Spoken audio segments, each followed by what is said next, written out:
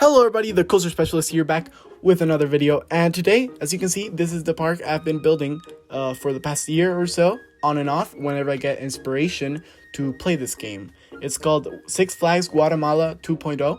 1.0 was originally built in Roller Coaster Tycoon 3 a long time ago, and yeah, this is sort of like the new advanced version. It's split into two sections, tropical slash pirate section, inspired by SeaWorld Orlando, as you can see here, with the Kraken slash Manta sign, and another Mexican section, which when I was building, I thought it would be really funny to add Trump's Great Wall as a wooden roller coaster. And I'm not a political person at all. I just thought it would be really funny, and the gag stayed, so I kept it. There's also another joke in this section, which is the log flume, which is called La Caída Edgar, which translates to Edgar's Great Fall, and it's a really viral video from about 10 years ago.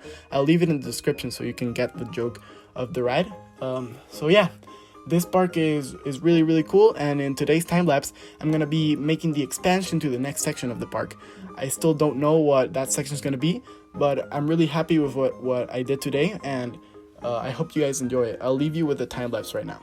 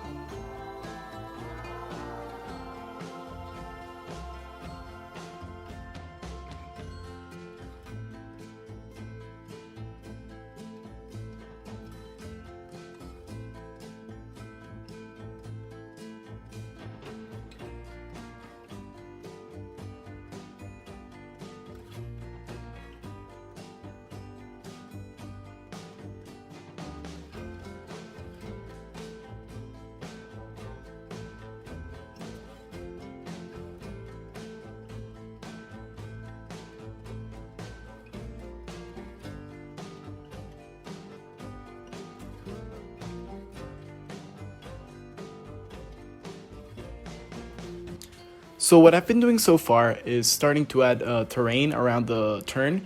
Now this turn, when I first built this roller coaster, which was the first thing I did in the park, I intended it to look exactly how it does right now, with something similar to how Manta looks in SeaWorld Orlando. I'll leave a picture of that turn right now. And so what I've been doing is adding terrain around this turn, which was previously just blank, since there was nothing in this side of the park. I've also added the path and some fencing around the path. As you can see right here, I'm creating custom rocks so that I don't have to place each rock individually. It's kind of lazy, but it works. You just turn them around each time you put them, and it looks like you placed each rock individually, and it looks really, really nice. So yeah, after this time lapse, to see the end result of this, spamming rocks. I love spamming rocks. It's the best thing you can do in this game, because it takes zero skill and it looks really nice. It's just really just add rocks to everything, and it looks really, really nice. I'm really happy with how it turned out, and yeah, please enjoy the rest of the time lapse.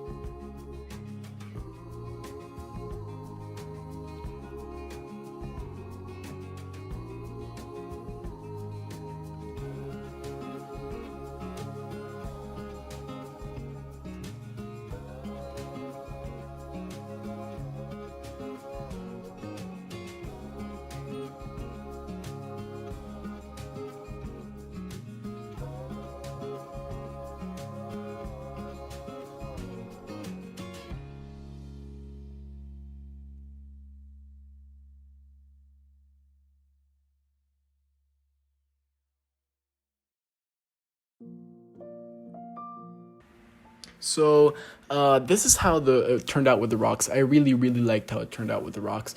As you can see, it just give it that rugged feel, like it's something's about to just make it explode. It's really nice. And now I'm focusing on the water effects. I got the idea to make a waterfall coming out of the top. I thought it would be a really great idea, but when I executed it, I don't know. I just didn't like how the guests would just get completely wet and you just couldn't see the inside of the cave at all. So I ended up removing it a little later in the time lapse, and I went for a more subtle approach. I still did the waterfall thing. I just did it a lot smaller, and I think it turned out a lot better. I also added like mini waterfalls all around the rocks, as if there's just like a huge reservoir of water inside this cliff and it's about to explode. And I think it looks really nice.